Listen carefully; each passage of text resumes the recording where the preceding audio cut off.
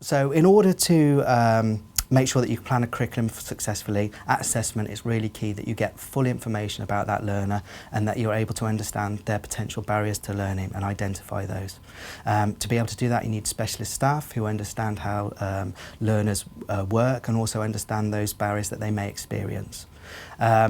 In relation to the other aspects, not just the barriers to learning, it's also about identifying the potential outcomes and negotiating those with the learners so that appropriate programmes of study can be put in place and they should inform the development and delivery of the curriculum.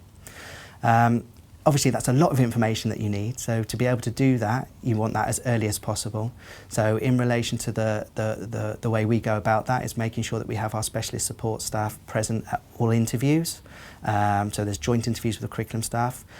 Those specialist staff will also attend any recruitment events, so they're on hand to undertake that work at any point and also throughout the enrolment process.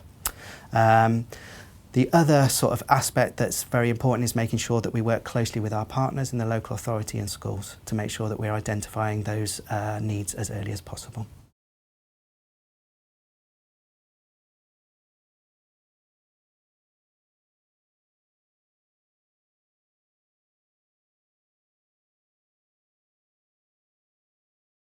In the short term, the really important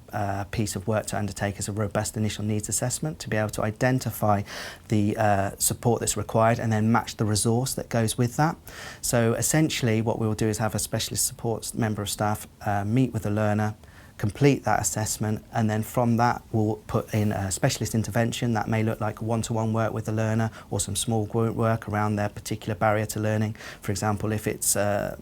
if they're on the autism spectrum, it may be around something like executive functioning, so it might be about that assignment support, being able to chunk information, being able to then undertake and access the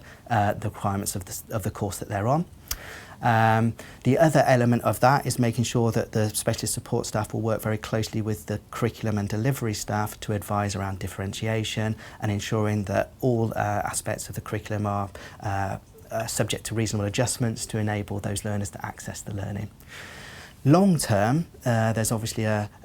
strategic kind of plan in terms of making sure that you have resource in place to be able to meet the needs of the young people coming through to your organisation. So you will need to work closely potentially with local authorities and other schools to identify trends and also look at how you basically enhance the capacity of your organisation to have the specialist support staff in place to be able to undertake these tasks in this role. And also furthermore to potentially plan for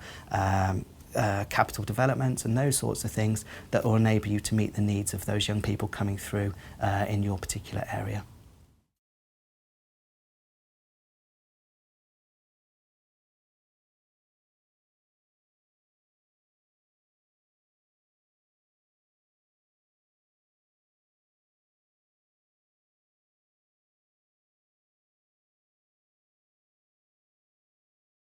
So bringing the information, planning and curriculum together to ensure a positive outcome for each and every learner that comes through your door.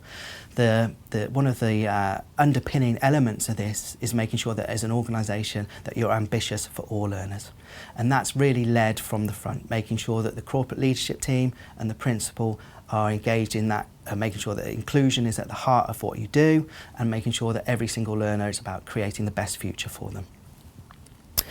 In relation to making sure that there's an outcome at the end, it's making sure that that is the focus of discussions from the outset when you're first meeting with learners. Those outcomes may well change and that's absolutely fine, but it's key in terms of the work that we do to make sure that we're progressing young people and working with them to achieve their aspirations. So that always needs to be at the heart informing everything that we do.